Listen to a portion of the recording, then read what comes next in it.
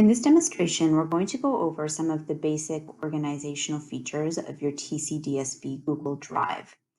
So to start, I'm on a Google homepage, and I'm going to just ensure that I'm logged into my Chrome browser. And to do that, I'm going to this top circle. When I click on it, I see I'm logged in with my TCDSB account and that I'm synced. So really easy to get to your Google Drive from a Google homepage. All you have to do is click on this Google Apps Launcher, or the waffle as we call it, and just go click on your Drive from there. This will take you to your Drive homepage, and you'll notice that it is divided into a few sections. There is a menu along the left-hand side that has a number of the different areas of the drive you can go into. And the main part of your drive will have a number of folders, if you've created them, and potentially some hanging files that you haven't placed into folders.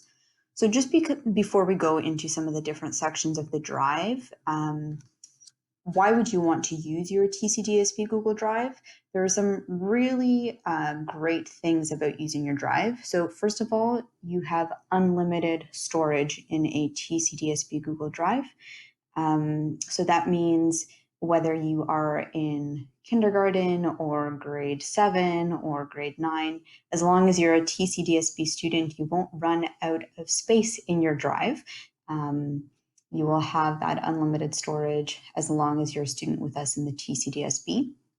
It's accessible from anywhere that you have an internet connection, so you don't have to worry about things being saved on a certain computer, and if you don't have access to that computer, you don't have access to your files. And then just another reason, you won't lose things as easily. So I know if you save things onto a USB, for instance, it's easy to lose that USB. Sometimes when you create a file using some desktop applications like word processing, things don't save right away. Everything saves automatically in Drive. So just a really brief overview of some of the cool, good features about it. So to start, what we're going to do is just look on this left menu. So you have your Drive.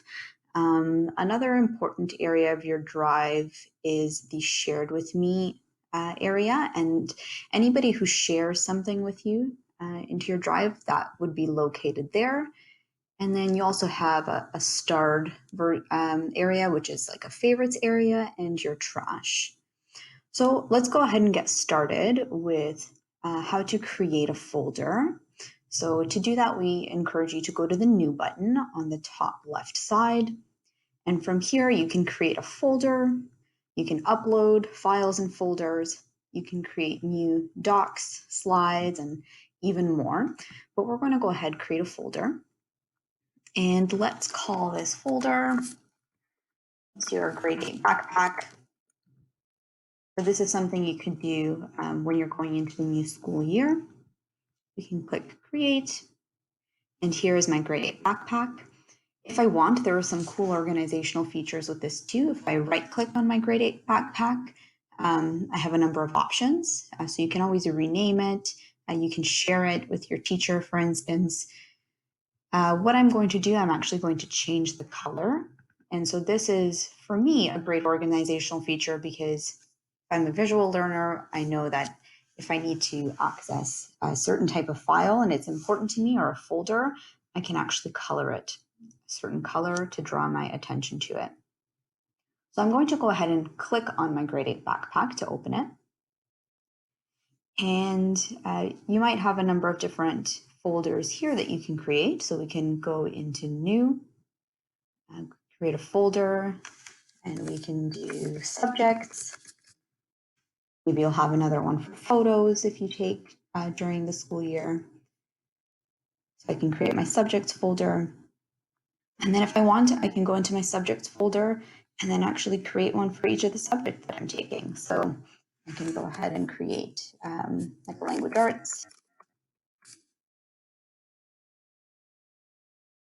I can create a math folder. You can create science. So you can just go ahead and create folders for all your subject areas. And you can do the same thing. You can color them if that helps you organize. because really organization is one of the real keys to being successful and keeping on top of things. Now, if I wanted to create an assignment in um, my language arts folder, or if I was doing some other work in there, I can just open up my folder and I can create a doc or a slides presentation right in here. So the nice thing is, if you look at the top here, you actually have a record of where you actually are creating something. So I know that I'm in my language arts folder, which is in my subjects, in my grade 8 backpack, which is in my drive. So you can always click on one of these to get back to wherever you need to be. So I can go ahead, create Google Doc.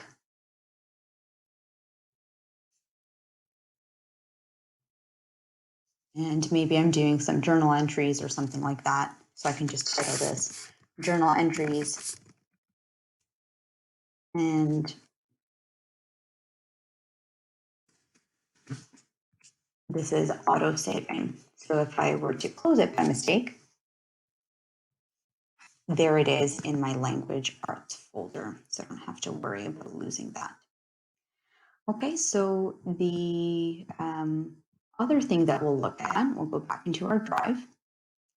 And if we have files maybe that we haven't organized too well, and you see I have some here that I haven't organized, there's an easy way to organize them into your folders.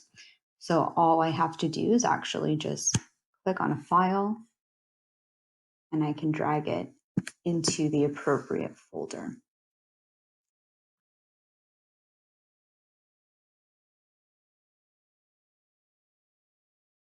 Another thing I can do is in my drive, you'll notice that there is a little arrow that's pointing sideways on the left side.